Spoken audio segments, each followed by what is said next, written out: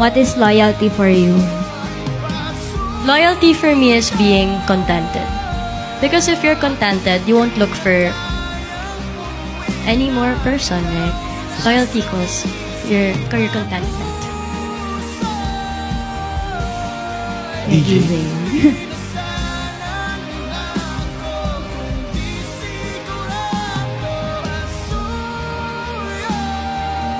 Alam mo sinong pinaka-loyal?